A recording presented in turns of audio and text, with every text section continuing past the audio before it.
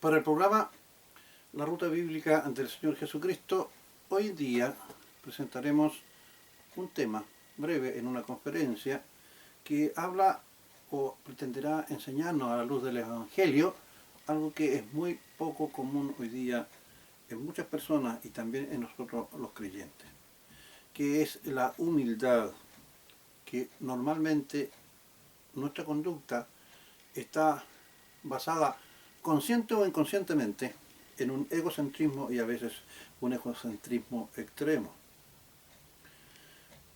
Pensemos lo siguiente, ¿es algo que desmerece al creyente y al inconverso ser humilde? ¿Será que la humildad desmerece a la persona y se ve mal en la sociedad actual evidenciar ser una persona humilde? Y la humildad está en reconocer y actuar siempre bajo el convencimiento que Dios tiene el control de nuestras vidas y de nuestro accionar. Y es Él quien nos hace sentir en nosotros el querer como el hacer y nos guía para dar testimonio de su gloria con nuestra palabra, con nuestra conducta y con nuestras obras.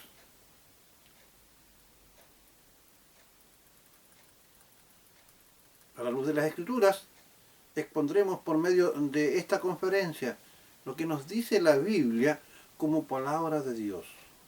Recordamos como siempre que lo que aparece en los Evangelios es como si Dios mismo nos estuviera hablando. El Señor, cuando se fue a prepararnos moradas, Él nos dejó su palabra por medio del Espíritu Santo y en esta santa palabra nosotros tenemos toda la doctrina de Dios. Y aquí Él nos está hablando sobre nuestra conducta. Bueno, el Señor Jesús justamente es quien nos va a hablar en esta parábola. Vamos a hacer uso como tema central del Evangelio del capítulo 17 de Lucas, desde el versículo 7 al 10. Hemos considerado que este pasaje nos habla muy bien y nos ilustra sobre el pensamiento y el mandamiento que el Señor nos da basado en nuestra conducta. Nosotros normalmente nos identificamos como siervos y vamos a ver más adelante qué connotación real tiene para el Señor la palabra siervo y se ve justamente en estos pasajes del Evangelio. Dice nuestro Señor Jesucristo, ¿quién de vosotros, teniendo un siervo que ara o apacienta ganado, al volver del campo, luego le dice, pasa, siéntate a la mesa? ¿No le dice más bien, prepárame la cena, cíñete y sírveme hasta que haya comido y bebido? Y después de esto, come y bebe tú. ¿Acaso da gracias al siervo porque hizo lo que se le había mandado? Esta pregunta que hace el Señor Jesucristo la contesta al instante y Él dice, pienso que no. Así también vosotros, es decir, nosotros los creyentes, así también vosotros cuando hayáis hecho todo lo que os ha sido ordenado, ¿dónde? En el Evangelio, en toda la doctrina.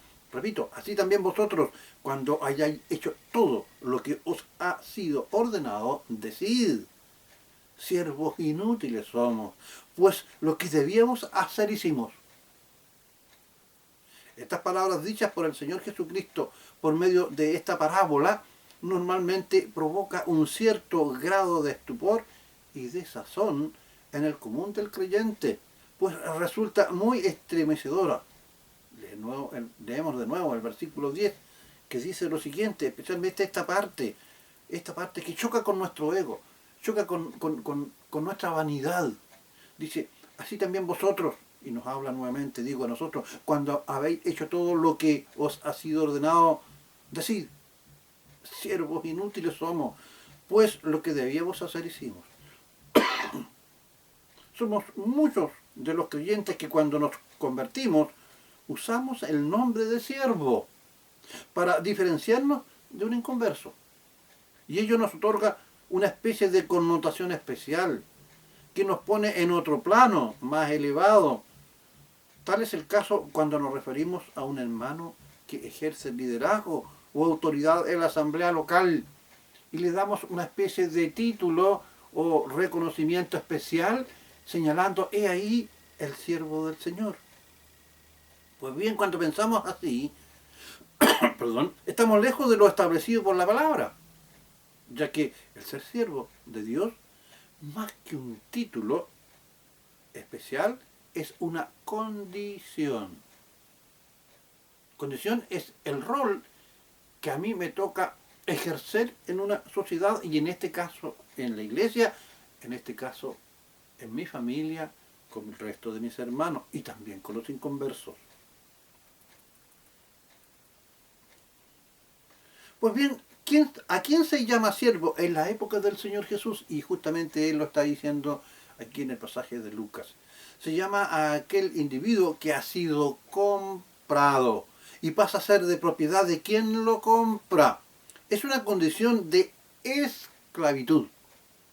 Nosotros hemos sido comprados no por 30 piezas de plata, como era el precio corriente del valor de un esclavo común en la época del Señor Jesucristo, sino que hemos sido comprados por algo mucho más caro, por la preciosa sangre de nuestro Señor Jesucristo derramada en la cruz.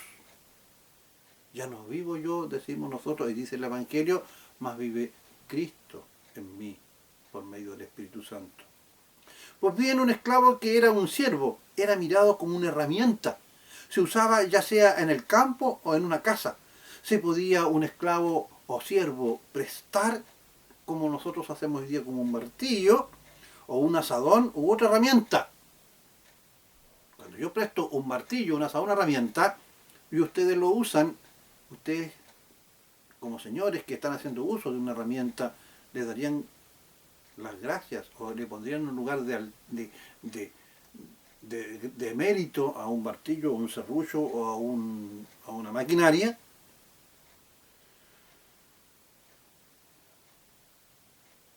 Pues bien, algunos habían alcanzado un estatus más elevado dentro de los siervos, como ser mayordomos.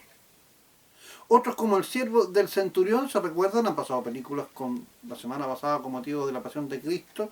El centurión se acerca donde el Señor Jesús y le pide que salve a su centurión porque era más que un siervo, él lo consideraba un hijo, y que ahí le dice la famosa frase que muchas veces nosotros usamos cuando evangelizamos: Señor, yo no soy digno de que tú entres a mi morada, pero di una palabra y mi siervo será salvo y sano. Esa condición, salvo y sano. Esos siervos, en algunos casos, llegaban a ser mayordomos, llegaban a tener un lugar muy privilegiado dentro de la casa de los señores. ¿Se recuerdan ustedes de José en la casa del faraón? Pues bien, en la parábola, pero tenían todo algo en común. Todos los siervos tenían algo o tienen algo en común, que es lo siguiente.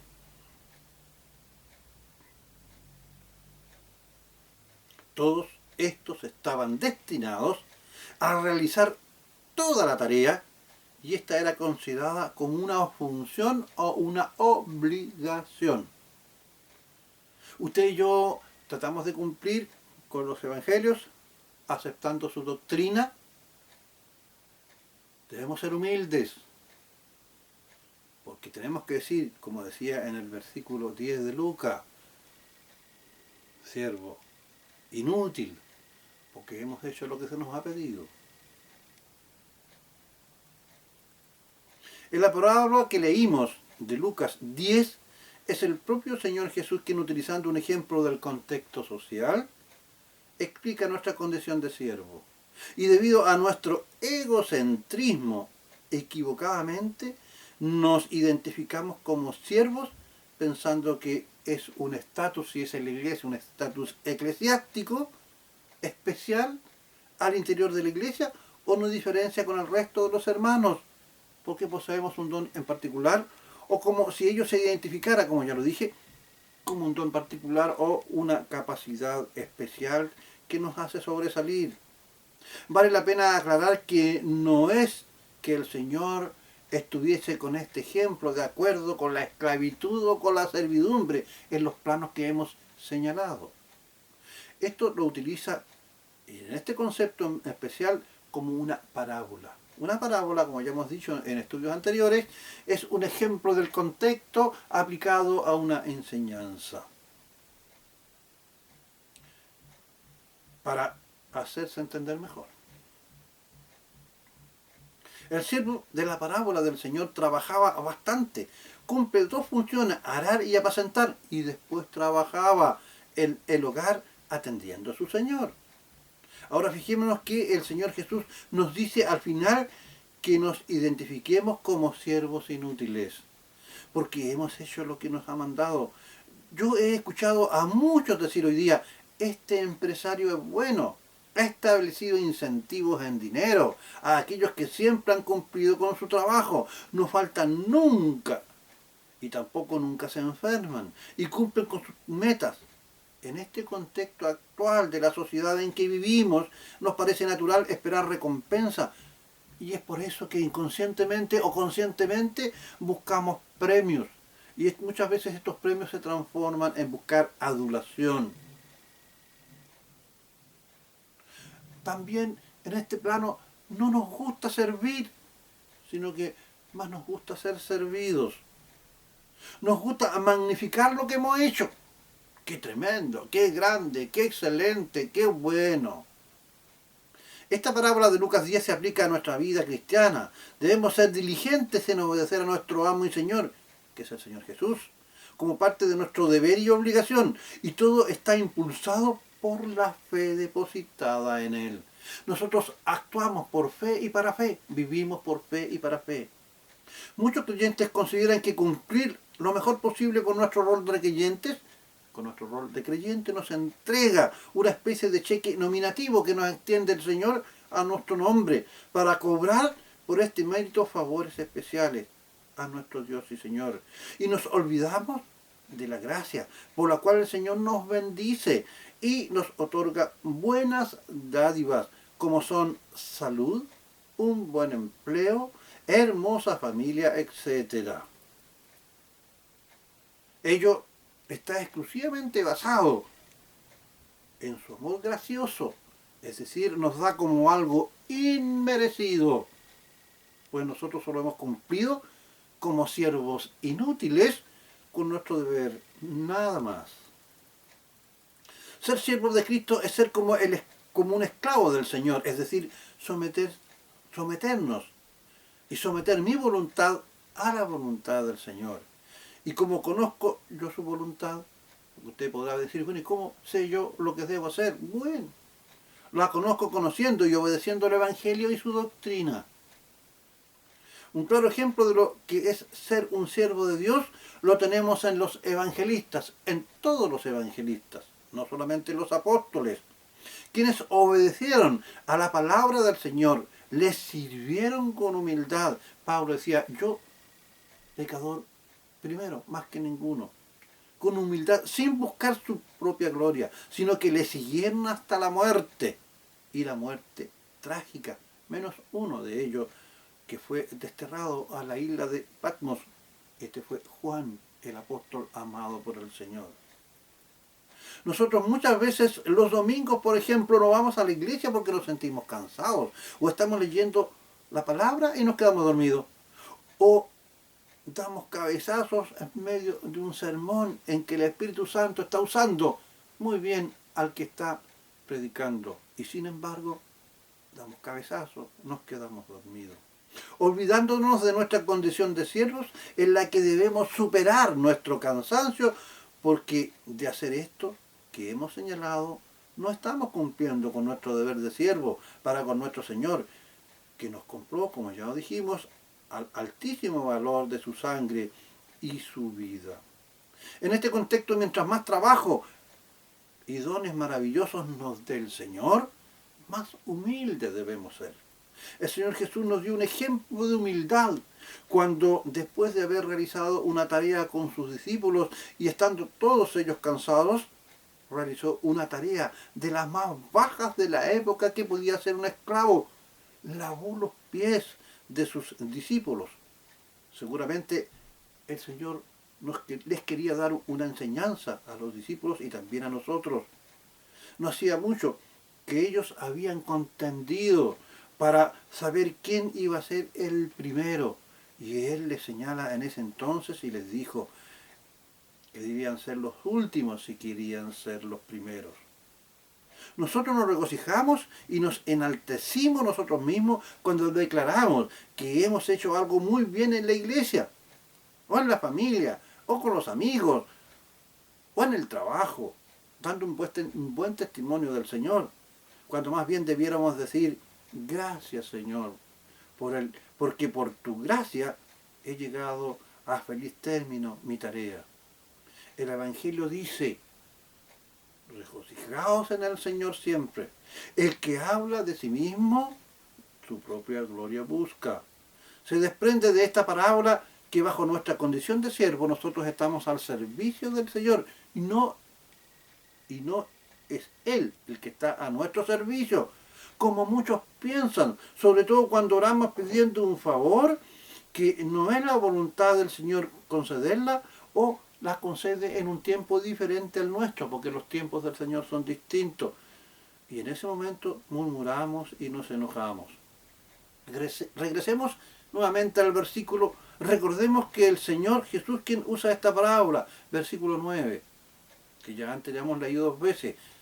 ¿Acaso da gracias al siervo porque hizo lo que se le había mandado? Refiriéndose al Señor, pienso que no. El Señor mismo contesta, cuando dejamos de lado la humildad, comienzan a aparecer entre los creyentes de una asamblea local las envidias, murmuraciones, cambian su comportamiento haciéndose altivos, u otro tipo de conductas que el Señor no quiere para nosotros. Nunca debemos entender que el Señor debe recompensarnos por algo hecho por nosotros. Ello sería negarle a Dios toda su deidad. Pensemos que el Señor es el primogénito en todo, primero en morir de verdad, es decir, morir, ir al infierno, resucitar y vencer la muerte y a Satanás, para nuestro beneficio. Nosotros le amamos porque Él nos amó primero y se entregó a sí mismo para salvación. Y lo vamos a recordar que nos compró por efecto de su propia gracia para ser esclavos, pero también nos llamó amigos. Y me dirán ustedes entonces, ¿un amigo no es más que un esclavo? Pues bien, no somos amigos perfectos, Él es nuestro amigo. Nosotros no cumplimos con el verdadero deber de amigos. Somos mentirosos, envidiosos, no cumplimos con su palabra, como Él desea que seamos sus amigos. El Evangelio lo aclara, el amigo perfecto, que es el Señor Jesucristo, cuando Él habla de amigo, se está identificando Él mismo. El amigo perfecto. No hay amigo más perfecto que aquel que da su vida por el amigo. Aún así tenemos nosotros entonces que comportarnos como siervos y con toda humildad, viendo a nuestro prójimo como superior a nosotros mismos, dice el Evangelio o la Biblia, que nos esmeremos por servir y no ser servidos, y sobre todo sometiéndonos con humildad al Señor, ya que por su gracia preciosa tenemos un amigo. Nosotros somos y debemos ser siempre sus siervos y ponernos todos nuestro empeño en ser siervos fieles, con humildad, y acción de gracias. El Señor Jesús no es deudor nuestro, para nada. Bueno que nosotros pensemos que hayamos hecho, sino que nosotros somos sus deudores. El Señor, si nosotros obramos, la salvación no sería por fe, sería por obra. Porque si es por obra, el Señor es deudor, porque es para deuda. Cuando usted manda a alguien a hacer algo que no es su siervo, que no es su esclavo, usted debe pagarle un sueldo. Si el Señor nos mandara a usted y a mí, estimado hermano, como un ser independiente, no siervo, tendría que pagarnos. Y para poder hablar ante el Señor, ante el trono de la gracia, ante el trono del Señor, debemos ser aceptos en el amado. Y por lo tanto no podemos ser nosotros acreedores del Señor, sino que nosotros por gracia infinita seguimos siendo por la eternidad sus siervos. Pero un siervo que tiene un amigo, y este amigo perfecto está sentado a la diestra de Dios para poder clamar por nosotros como un abogado, como el Cordero perfecto, que es el Cordero de Dios, que quita el pecado del mundo. Termino diciendo estas palabras. Que el Señor ilumine vuestros corazones, que los haga cada día más humildes, que algún día podamos dar testimonio verdadero de que somos capaces de poder reconocer de que aún siendo yo un hombre imperfecto, pecador, absolutamente ofensor ante los ojos de Dios, Él aún así me salvó y me lavó con su sangre. Y doy testimonio ante la asamblea de que amo al Señor porque Él me amó primero y que por su gracia bendita yo soy su hijo. Alabado sea el Señor por siempre, porque gracias a ti permanecemos en pie. Y si caímos ante tus preciosos ojos, caímos para ti, pero tú nos has dado la victoria porque nosotros te pedimos perdón humildemente en el nombre de Cristo y tú nos ves como si nunca hemos pecado. Nuestra fe se ve reflejado en el obrar como siervos, haciendo humildemente lo que debemos, y debemos declarar que soy un siervo inútil, porque he hecho aquello que se me dijo. Muchas gracias por haber escuchado y que el Señor bendiga a cada uno de nosotros. En el nombre de Cristo. Amén.